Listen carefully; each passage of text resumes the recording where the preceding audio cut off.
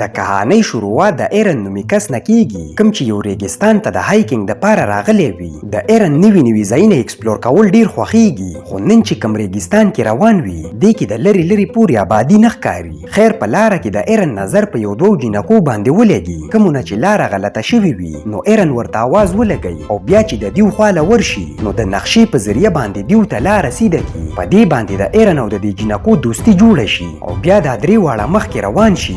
د څه مزل نه پس دیو یو ځای ته ورسي نو ایرن ورته وایي چې زه تاسو په یو خفیه لار باندې بوتلل غواړم، په دې کې به تاسو ته ډیره مزه میلاو شي. نو جینکۍ ورسره راضي شي او بیا دا درې واړه په یو خطرناکه لار باندې روان شي. ایرن ډیر خوشحاله وي، خو دا دواړه جینکۍ ډیرې ګبراو شي ولې چې دا لار ډیره خطرناکه وي. او بیا چې لږ مخکې ورشي نو دلته نه ایرن لاندې ځان غوځار کړي. په دې باندې جینکۍ ډیرې ګبراو شي، خو دیو ته څه پته نه وي چې لاندې اوبه دي. نو ایرن ورته آواز ولګوي، ورته وایي چې لاندې راودانګئ. نو دا دواړه جینکۍ اوبو ته راودانګي. درې واړه ډیر خوشحاله وي. خیر د لامبلې نه پس دیو دوباره خپل سفر شروع کړي. د څه مزل نه پس ایرن جینکو ته وایي چې دلته نه زموږ لارې جدا کیږي. بیا درې واړه په یو ځای باندې تصویر وباسي. د دې نه بعد ایرن دې جینکو ته لار سیده کړي او په خپله یوازې روان شي. دلته نه ایرن په یو تنګه لار باندې روان شي کومه چې ډیره خطرناکه وي، خو ایرن ته دې کې ډیره مزه میلاویږي. دې ته څه پته نشته چې یو غټ مصیبت ډیر زر د دې سر له راتلو والا دی. خیر ایرن د یو ځای نه لاندې کوزیږي نو دا یو غټ کاڼی ونیسي او د دې په ذریعه باندې لاندې د کوزیدلو کوشش کوي. دې کې اچانک دا کاڼی لاندې راخوی شي. د دې سره سره ایرن هم لاندې روان شي. په غورځېدو کې د ایرن یو لاس د کاڼي او د غر په منځ کې پساو شي، په کم سره چې دې ته ډیر درد ورسي. خو غټ مصیبت دا وي چې دې نه اوس ایرن ځان ویستی نشي. لاول خو ایرن د دې کاڼي د لرې کولو ډیر کوشش وکړي، خو دا کاڼی چونکې ډیر مضبوط پساو وي کم چې د لرې کېدو نوم نه اخلي. ایرن ته چې پته ولګي چې دلته نه د دې لاس ازادول ناممکنه ده نو دا چغې شروع کړي.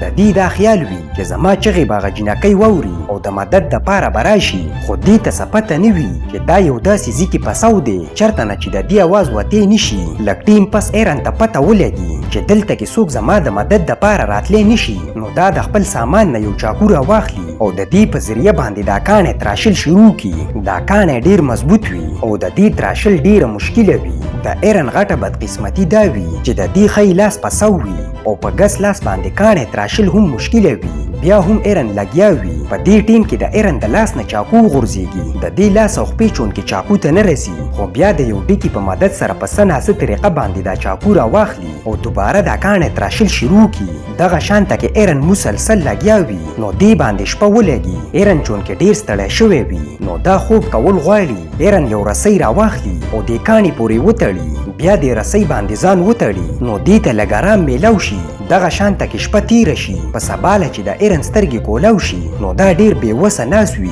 د دې نه بعد خپله کیمره راواخلي. دې کې خپل ریکارډینګ شروع کړي. ورته وایي چې د 20 ګنټو نه د یو کاڼي او د غر په منځ کې زما یو لاس پسو دی او ما د دې د راویستلو ډیر کوشش وکړو، خو د دې راویستل ناممکنه ده او ما سره د خوراک څښاک سامان هم کم دی. کم ټیم کې چې دا ریکارډینګ کوي په دې ټیم کې دا د چا آواز واوري نو بره پام کړي او په تیزه باندې چغې شروع کړي. خو دا چې کوم ځای کې موجود وي دې نه د دې د آواز بهر نه وځي. دغه شانته کې ټیم تیریږي او یو بله شپه په دې باندې ولګي. ایرن چونکې ډیر وږی شوی وي نو دې سره چې کوم خوراک موجود وي دا وخوري او بیا د ځان سره سوچ کوي. ایرن چې کله د کور نه وتو نو دې ته د خپلې مور پون هم را روان وو، خو ایرن د خپلې مور پون اوچت کلی نه وو. په دې خبره باندې ډیر افسوس کوي. خو چېرته د دې مور د دې د سفر نه خبر وې نو نن به د دې په کتله پسې دلته کې راغلی وې، خو اوس چاته څه پته نشته چې ایرن اخیر چېرته دی. په درېیمه ورځ هم ایرن دلته نه د وتلې کوشش کوي. دا دې کاڼي نه رسۍ تاو کړي او بیا د دې رسۍ په ذریعه باندې د دې کاڼي د اوچتولې کوشش کوي،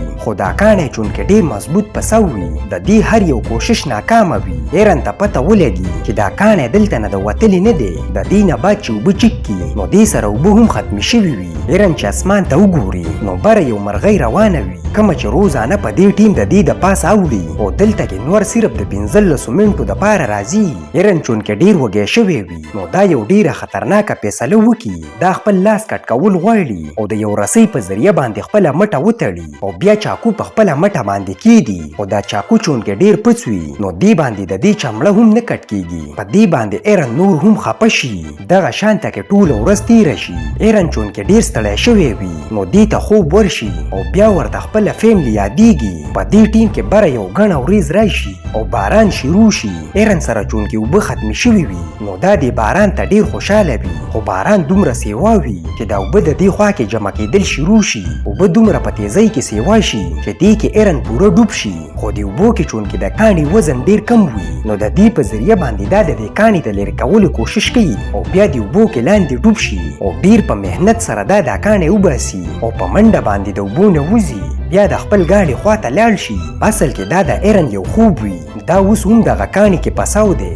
دغه شانته کې بله ورځ هم تیره شي. د کمزورۍ په وجه باندې د ایرن دماغي حالت هم خراب شي. ایرن کیمره کې ریکارډینګ شروع کی او دې کې دا کله ګانې وي او کله کومنټري کوي. بیا وایي خو چېرته هغه ورځ ما د خپلې مور پونو چتکلې وې نو نن به ما نه خبر وې او زما په کتله کې به دلته راغلې وې. اخیره کې ایرن د خپل مور او پلار نه معافي وغواړي. د ایرن دلته نه د وتلې امید ختم شوی وي. خیر د دې نه بعد ایرن یو ځل بیا خپل لاس وتړي او د لاس د کټ کولو کوشش کوي.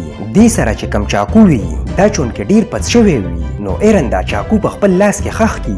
دغه شانته کې ایرن د لاس د کټ کولو کوشش کوي خو دې باندې چونکې ایرن ته دومره تکلیف میلاو شي چې دا بې هوشه شي او په سباله باندې چې کله په هوش کې راشي نو د دې حالت ډیر خراب وي. د کمزورۍ په وجه باندې ایرن ته هیلوسینیشن شروع شي.